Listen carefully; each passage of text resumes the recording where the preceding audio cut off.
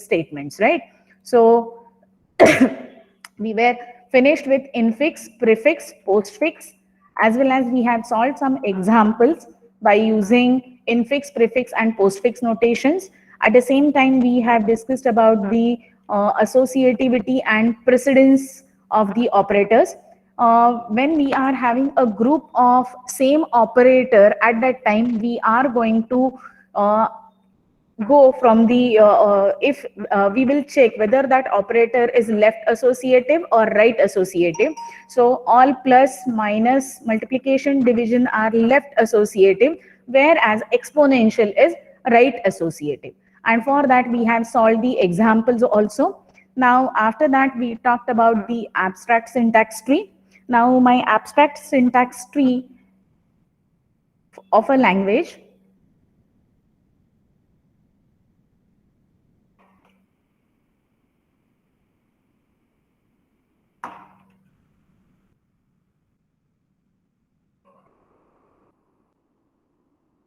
girls, are you able to see my screen? No, ma'am. Now? Yes, ma'am.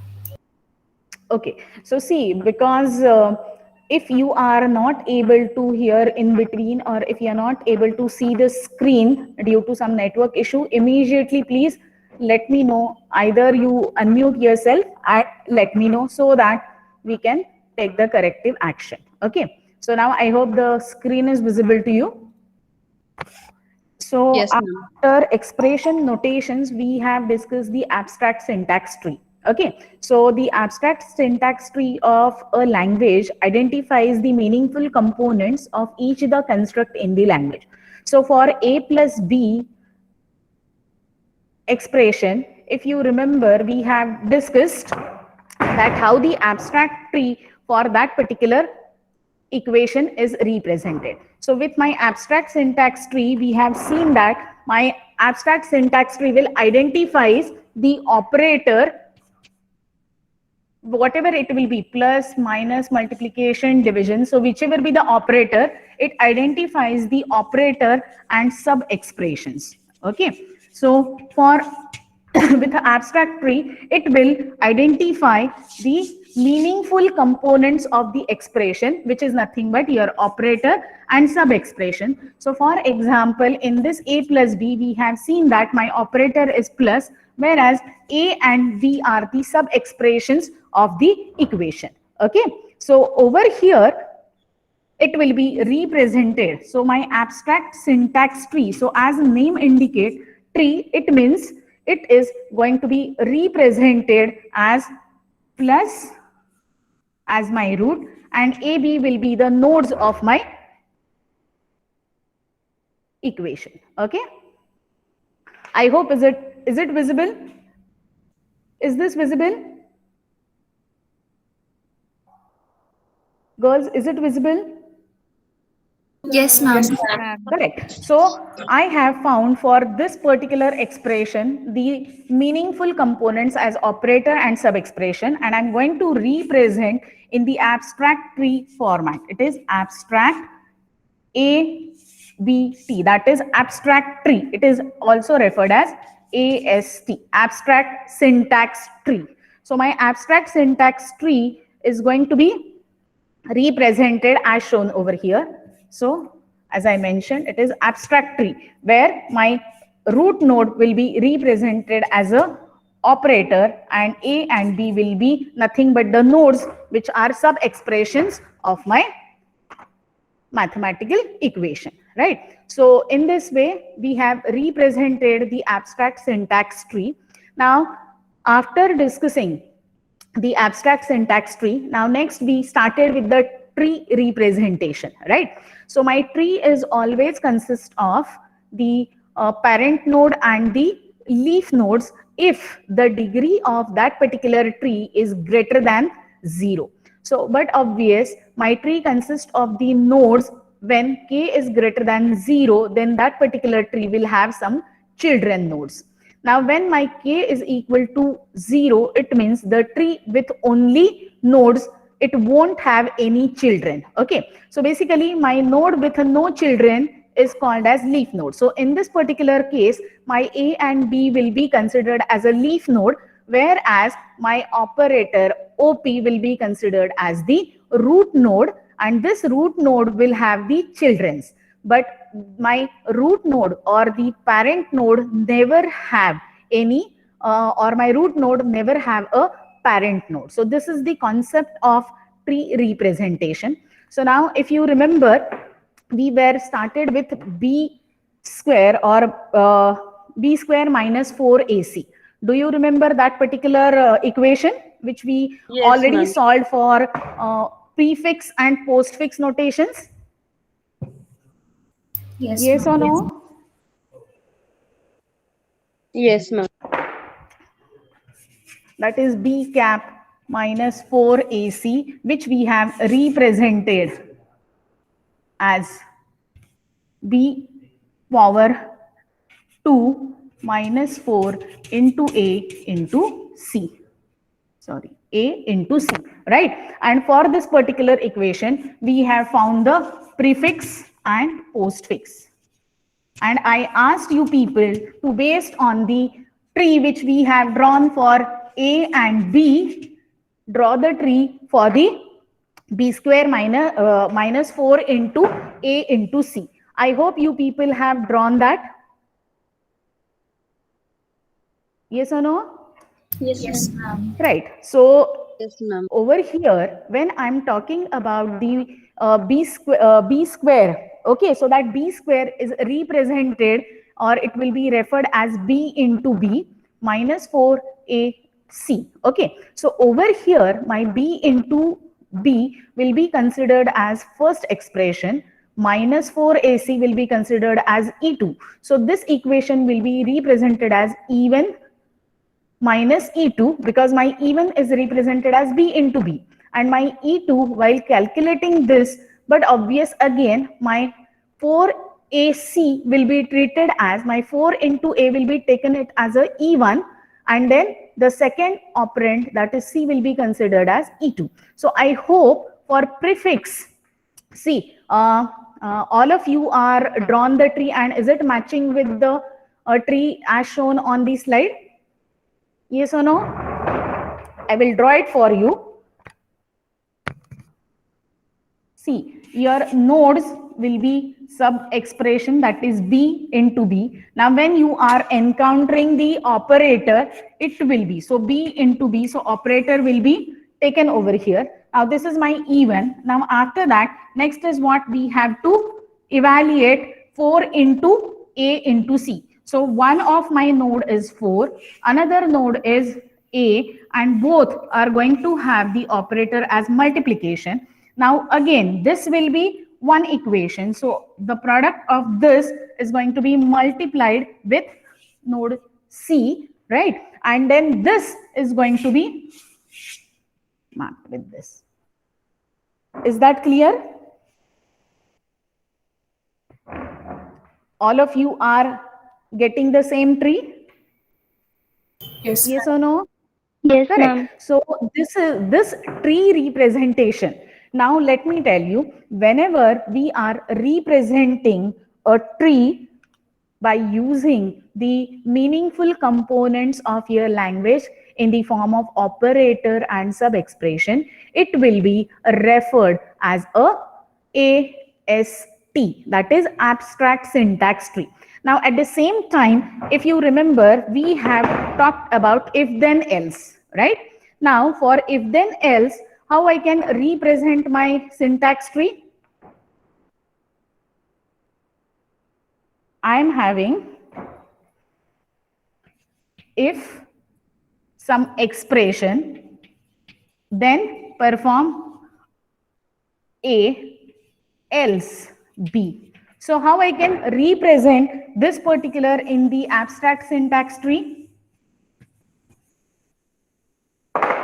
That is, if some expression is there, right? So it will be if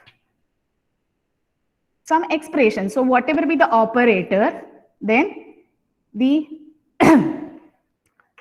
expression. So over here, if I'm saying if A is greater than B, then print A, else B. So over here, for my if then else, if, what is the condition? Expression, that is E, which will be represented with the operator greater than. If A greater than B, then what I have to do? I have to print A, otherwise else what I have to do? I have to print B. Okay, so this is the abstract syntax tree for the if then else.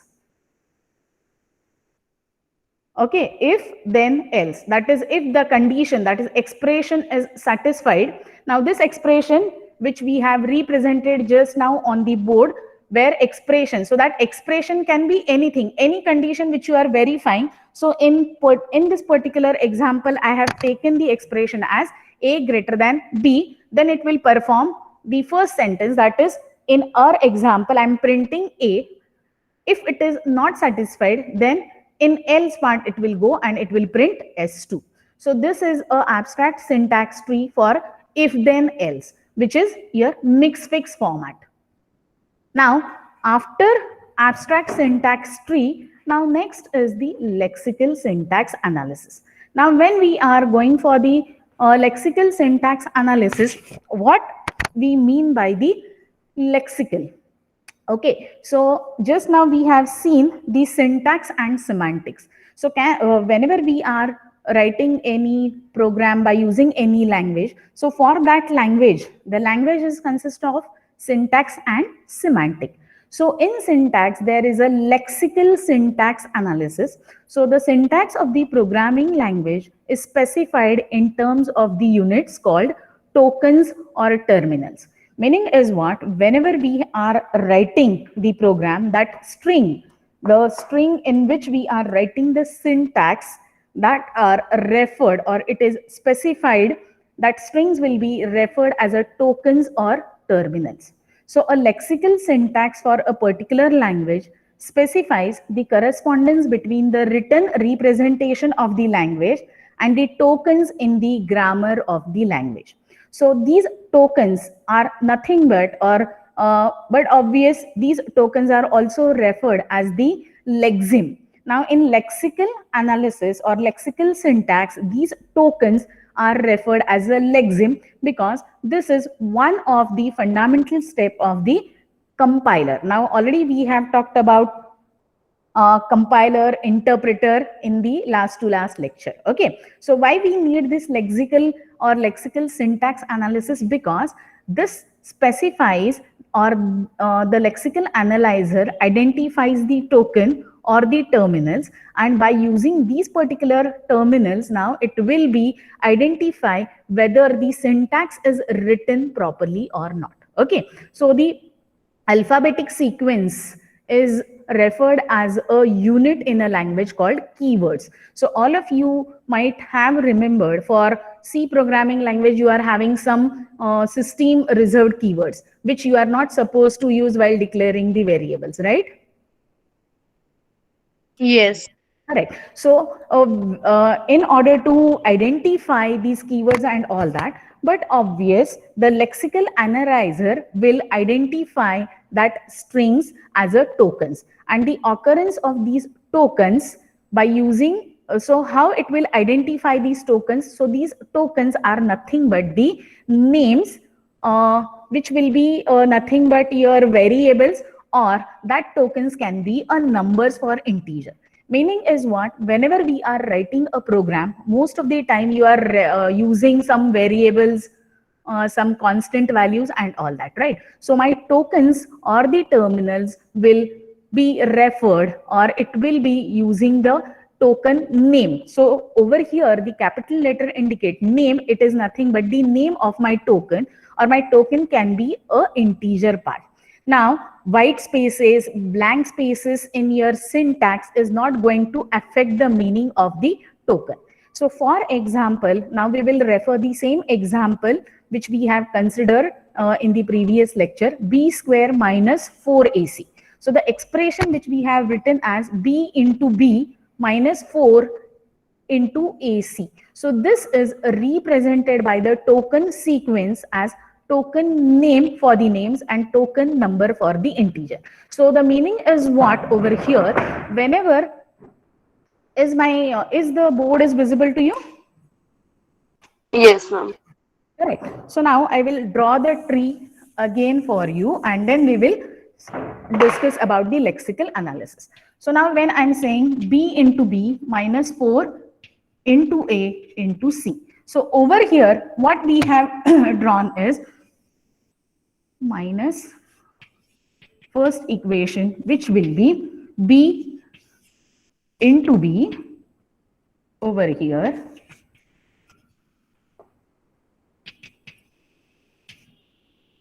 four into A, and which will be multiplied as a C, and this whole term will be subtracted. So B square minus 4AC, right? So but obvious, this B, 4AC, all these are my leaf nodes, right? Whereas this is my non-leaf nodes.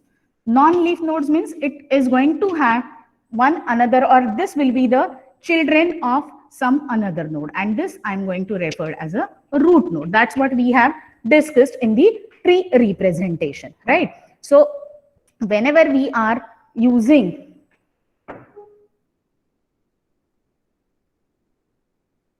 hello,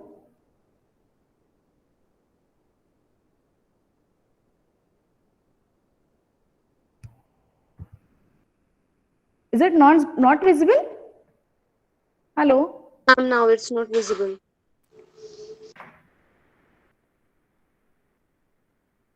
Now is it visible? Yes, ma'am. Now Yes, ma'am. I think there is some loose connection.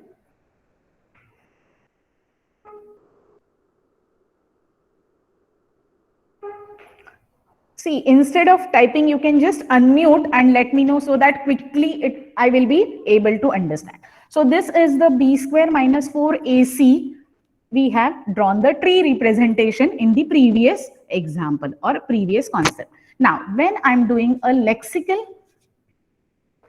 syntax analysis, so but obvious, this particular string will be read from the left to right. So when it will read this B, it means it will identify this as one token, which will be referred as identifier, or sometime in some books it is given as the name of that variable.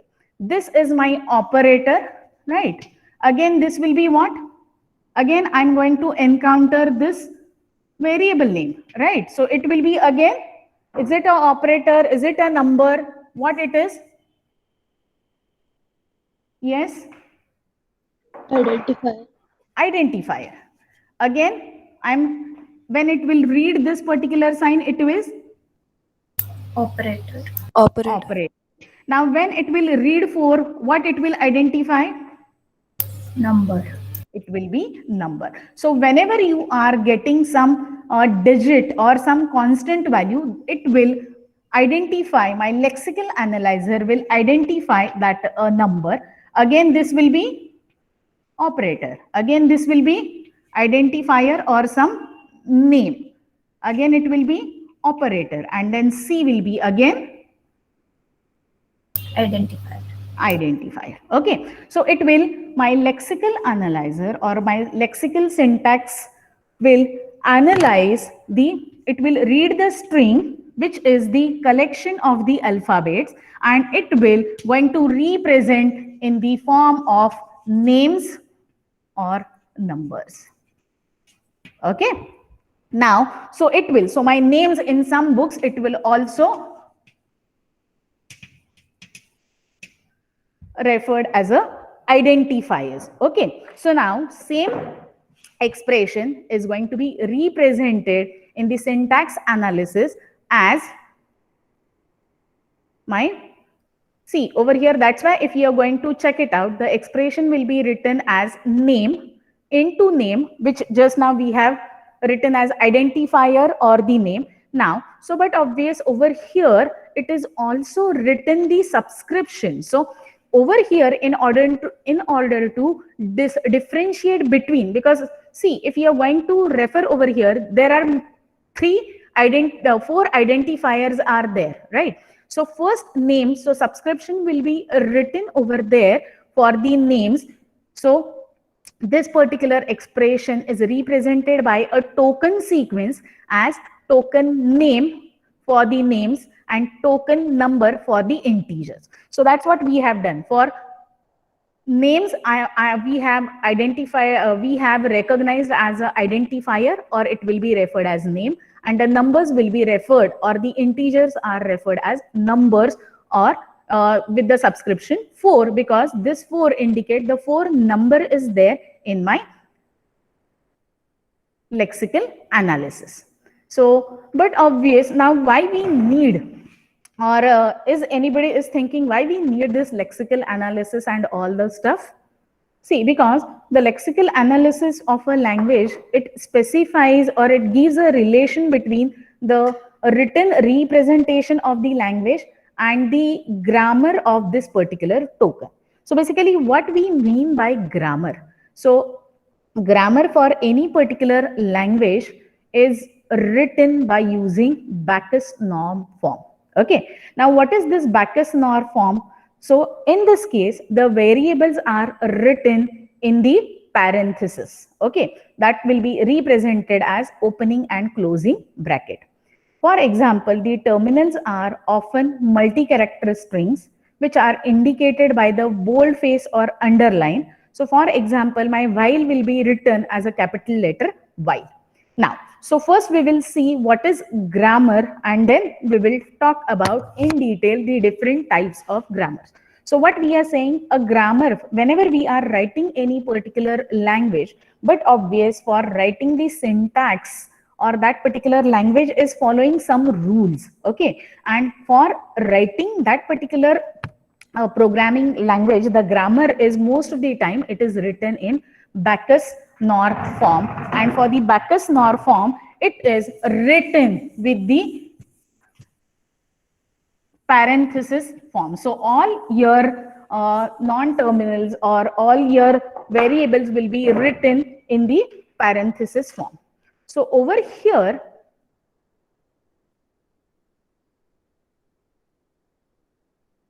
see one example you are able to see on the screen, right? Yes or no? So the rules for writing the grammar. So first I will explain you a simple form.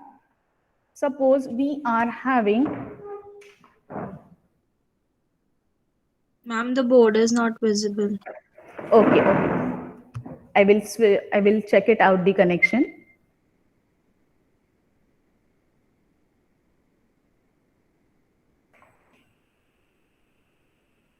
Is it visible?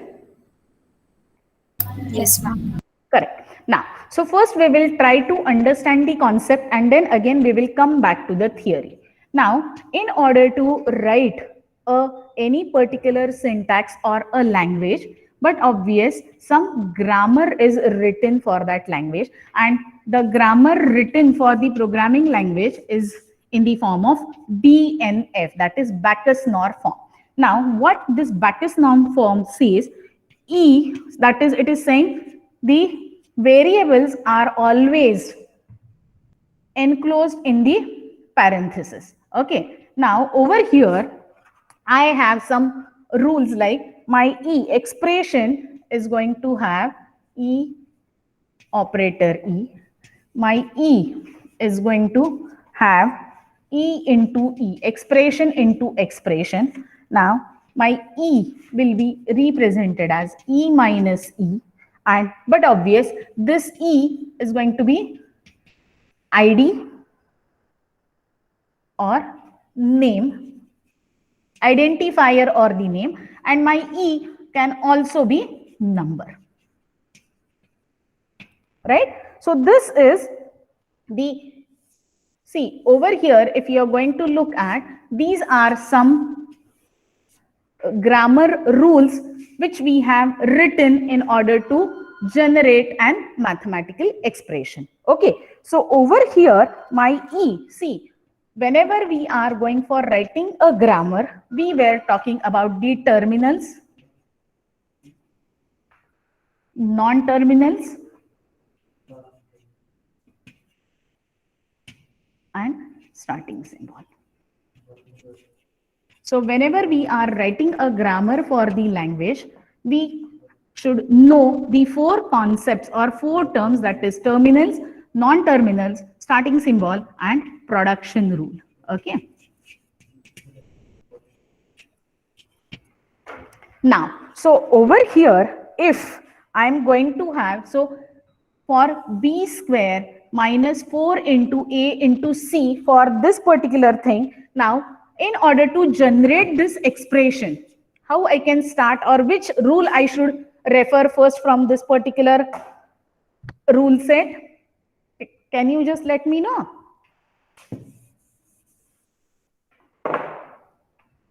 Yes. See, it should start with the expression, because what I need to do, I want to generate b square minus 4 into a into c. Okay. Now, so but obvious from C over here, my left hand side variables indicate non-terminals, whereas these are my ID number, which are indicate these are the terminal nodes. Now we will see why this will called as a terminal nodes. And on the right hand side, all these things, these are nothing but the production rules. So my E, this indicate first which particular rule. So over here, first rule, second rule, third, fourth, and fifth. So from which particular rule we should start in order to generate the grammar b square minus 4ac? Yes. Which rule you will use Third first rule. from the 5 rules? Third rule. Third rule. Third is E minus E. First rule. First. One. First. First one, right? So it will be this one.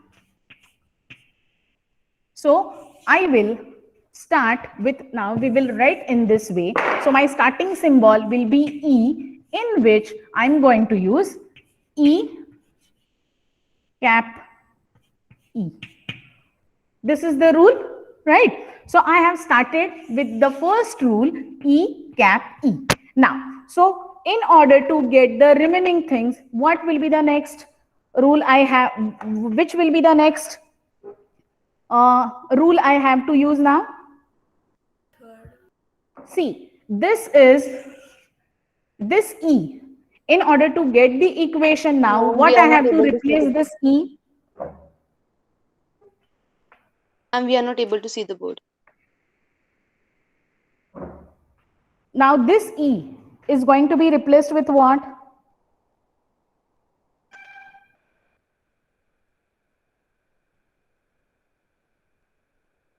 Yes.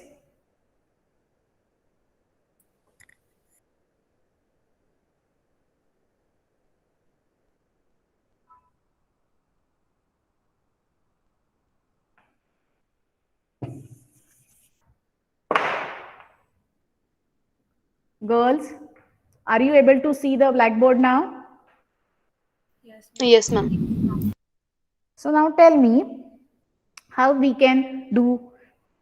All of you are agreed to start with first rule? B square minus 4 AC के लिए. Somebody was saying the third rule.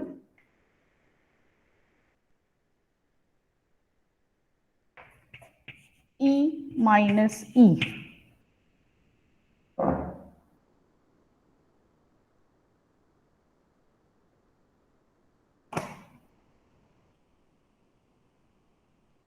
Yes.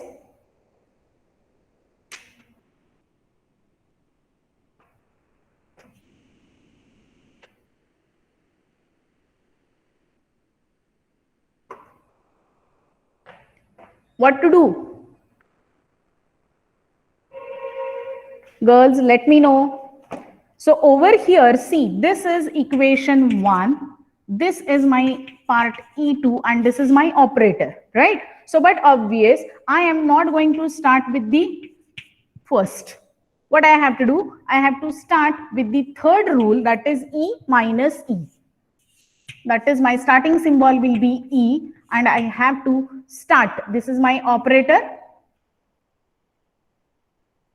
Now, so this particular E over here, it will be replaced with which rule now? For this E1, this is my E1 and this is my E2, right?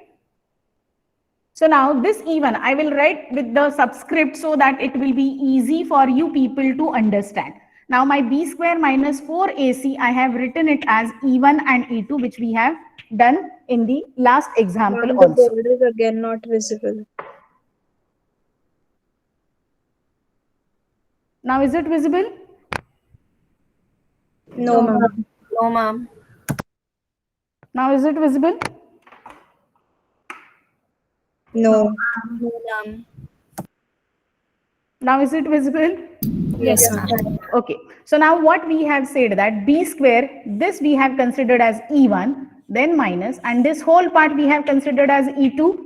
So it will be easy for you to understand. Okay. So in order to generate this particular equation, which rule you are going to use?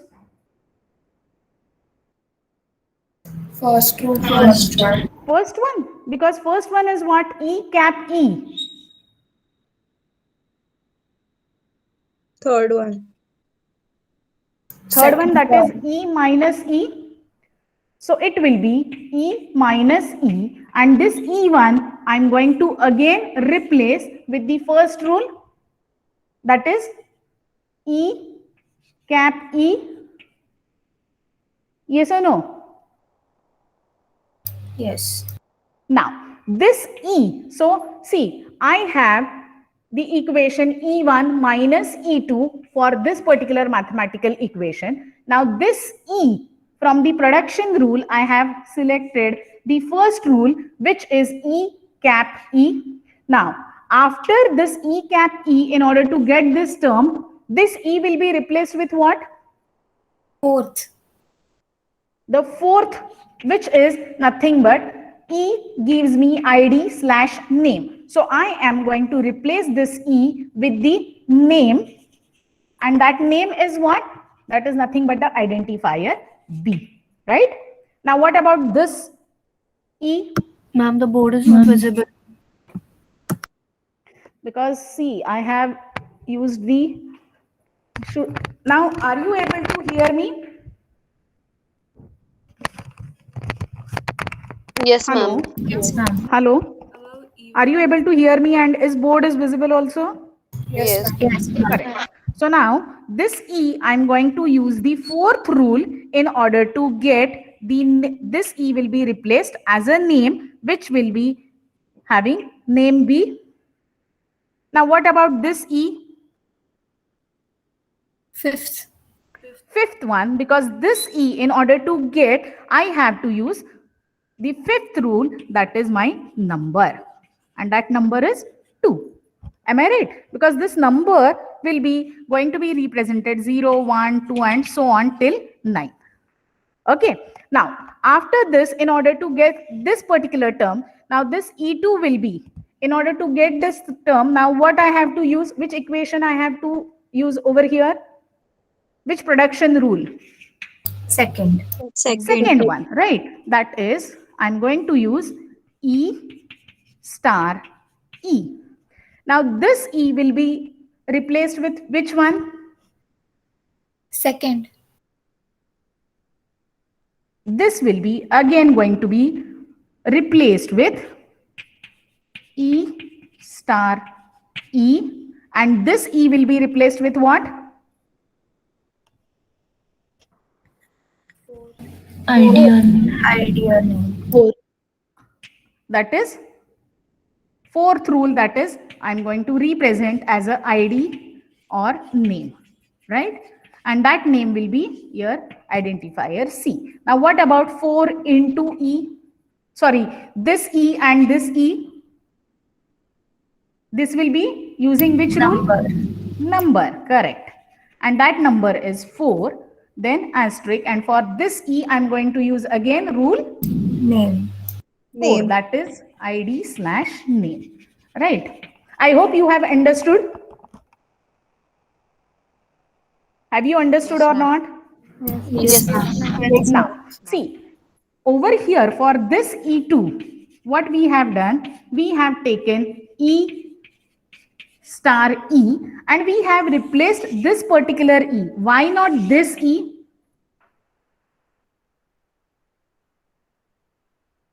Because this is the production rule is given to you, right?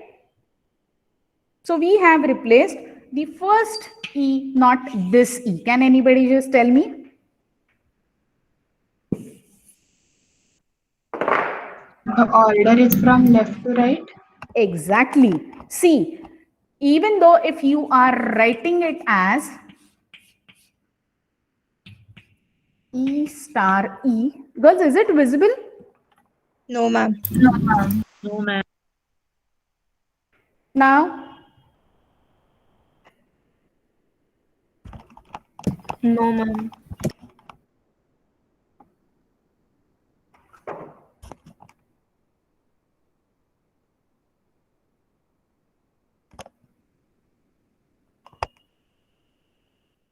now is it visible? Yes, ma'am. See, Yes. so if you are going to replace this E, this I'm suppose, see, the tree which is going to be generated, with that also we will get the same answer 4 into A into C, right? That is what we will get. Ma'am, again, it is not visible. I don't know, I'm using this lab first time, and then why there is problem with the camera. Now is it visible?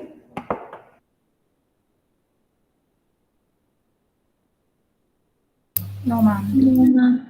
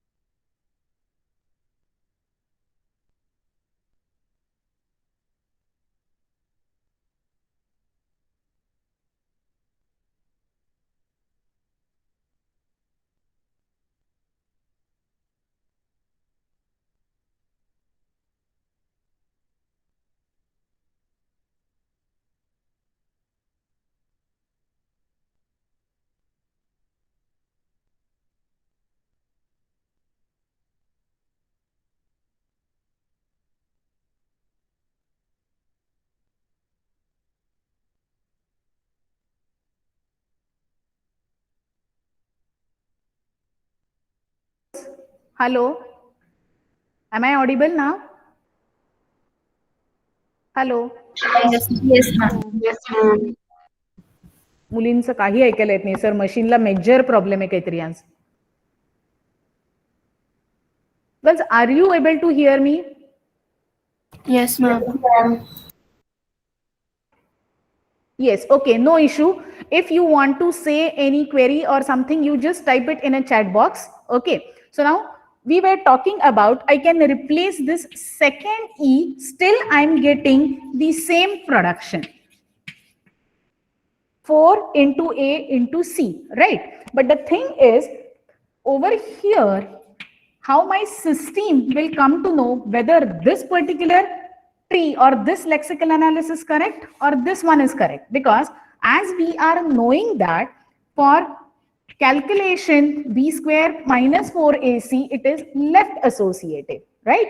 And that's why over here this e has to be replaced with the third rule, second rule, that is e into e and not this particular e, right? So that's why in order to get the correct production rule, but obvious while drawing the tree also we have to check the associativity as well as the precedence of the operators. And but obvious that as a human being we are knowing that this has to be correct, but how my system, how my compiler will understand which particular rule it should follow. Okay, and for that this production rules are very important. So whenever we are writing this grammar helps the system to understand the syntax will be properly or correctly generated. And this grammar for the language is imposes in the hierarchical structure which is called as a parse tree. So whatever be the thing which we have just represented on the board, it is referred as a parse tree. Now see, we have learned abstract syntax tree, AST, and this is a parse tree. So now whenever we are representing a grammar, that representation, hierarchical representation is referred as a parse tree. And in this particular parse tree, we have all the leaf nodes. So in this particular example, my leaf nodes are nothing but B, that is identifier, and the numbers which indicate the terminals, whereas all the interior nodes, that is non-leaf nodes, are referred as the non-terminals. Okay, and but obvious each node is based on the production. So whenever we are deriving this particular parse tree, each thing is based on the production rules. So for this particular grammar, we have the, can you just let me know in this particular example which are terminals and which are non-terminals? See, 1, 2, 3, 4, 5, these are the production rules that you have understood, because by using these rules we have tried to generate this parse tree, or we have written this particular syntax we have analyzed. So can you tell me 1, 2, 3, 4, these are production rules, which are the terminals for this particular example? Identifiers and numbers. Terminals will be ID and ID name or number. Right? What are the non-terminals? All the non-leaf nodes. So what are the non-leaf nodes? This is my E.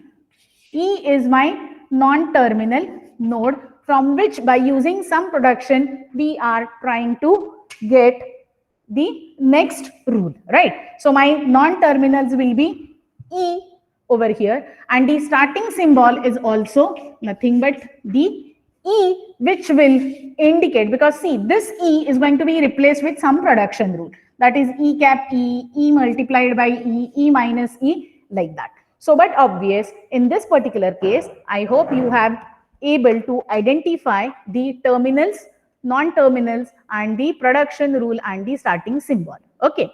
Now, so in this way, we are going to write the grammar. So there is a context-free grammar. Now, context-free grammar are nothing but the notation for specifying the concrete syntax.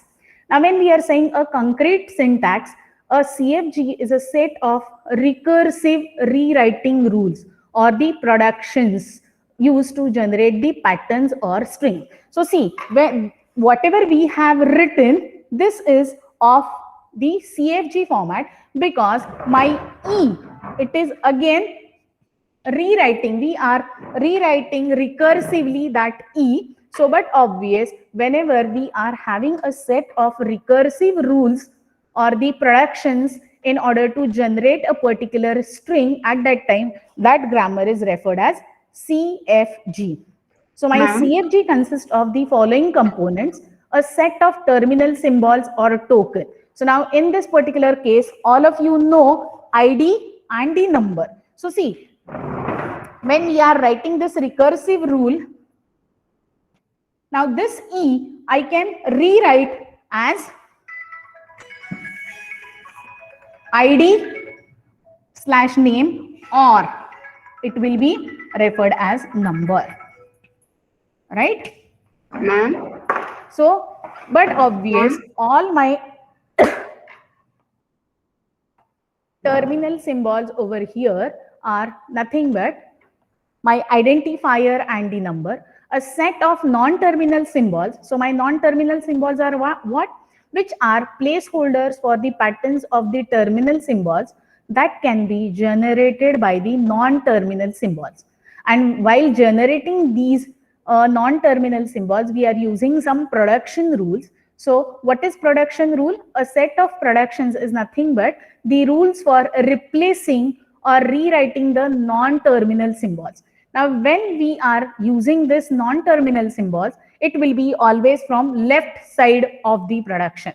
So, but obvious, all the non-terminals are indicated on the left-hand side, whereas the strings with other non-terminals or the terminal symbols. Now, these terminal symbols we are using on the right side of the production.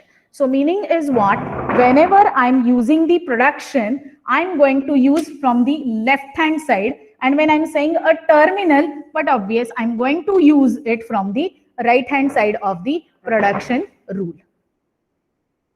Now, so this is all about the context-free grammar. And but obvious, the last term, which is nothing but a starting symbol.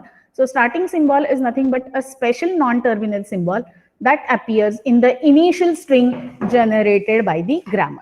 So we can write a grammar by two ways, that is by using CFG, that is context-free grammar. So how we have generated this particular type of a grammar, CFG, that is first we started with a starting symbol. So begin with a string consisting of a start symbol, then apply one of the production with the start symbol on the left hand side and replace the start symbol with the right hand side production rule. So that's what we have done. We started with the starting symbol E by using the production rule as E minus E, and then we have replaced the non-terminal E from the left hand side again from the production rule, and we have replaced the another non-terminal symbol, that is we have used the next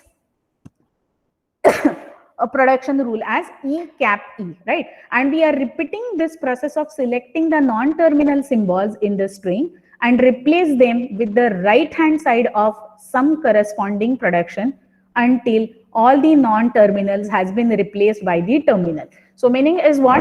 We have started with symbol E, then we have replaced this non-terminal E with some right hand side production rule, that is over there we have used the first production rule, and we have repeated this process till we reach to the terminal symbols. Okay, so in this way we have generated a context-free grammar.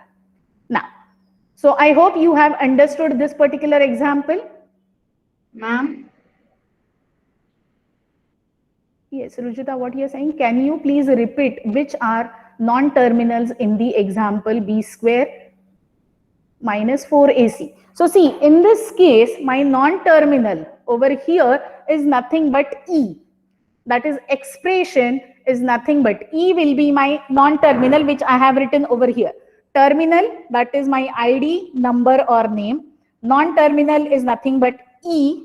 Production rules are the 5 rules which we have written, 1, 2, 3, 4, and the starting symbol will be again E. Is it clear? Is that clear? Yes, girls, is it clear or not? Yes, ma'am. Yes, ma'am. Yes, ma'am. Yes or no? Just type it in the chat box because I'm not able to hear you people. Yes? Okay. Now, so I will write one grammar and then you can just apply the same concept to that. That will be your homework. Okay.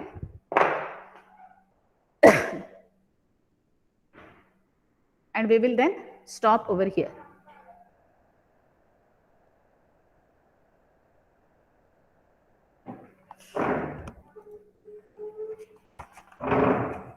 See.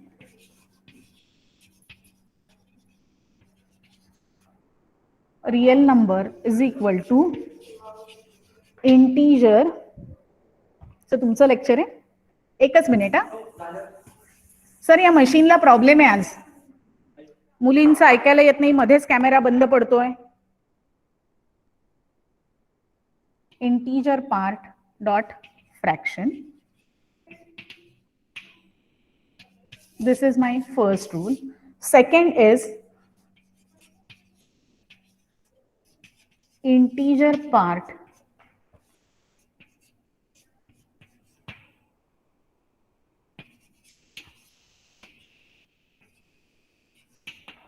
integer part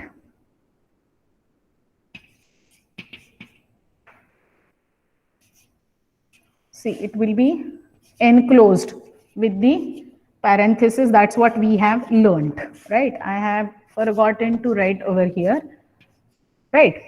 This indicates it's a production.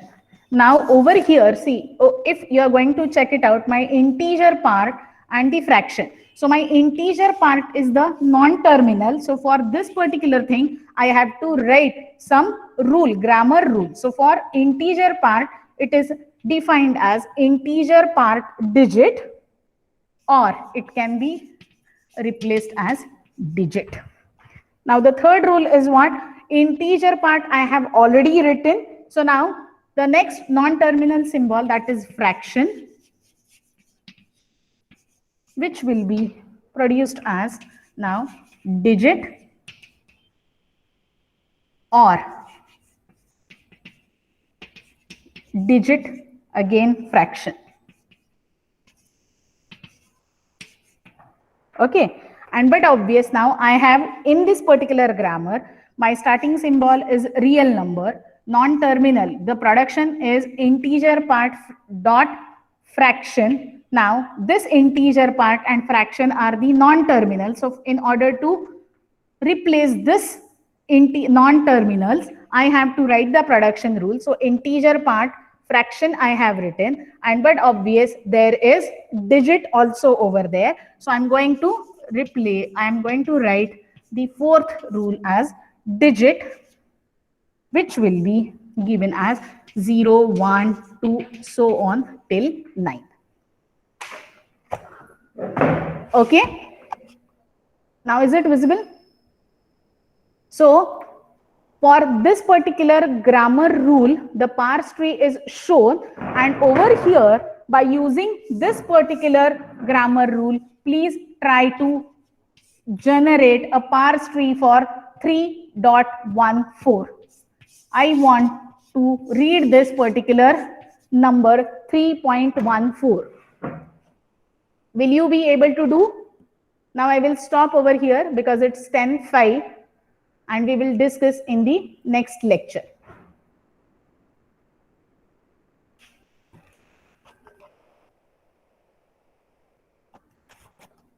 It is not visible. Okay, I will read it. First is real number produces integer part dot fraction. That is my first rule. My second rule is integer part, which is having a production rule as integer part digit, or it will generate digit. Third will be fraction. For fraction, it will be the production rule is digit or digit and fraction. Is it okay? I hope you have understood. Yes, Ashwini? Have you understood or not? Okay, fine.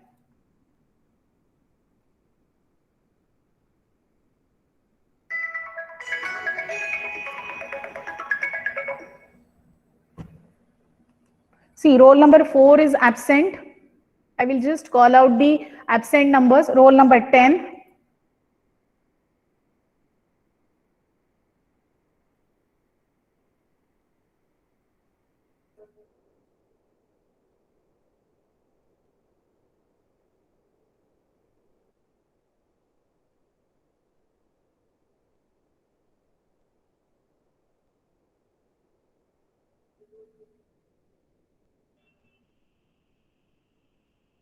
Only 2 roll numbers are absent. Roll number 4 and 10.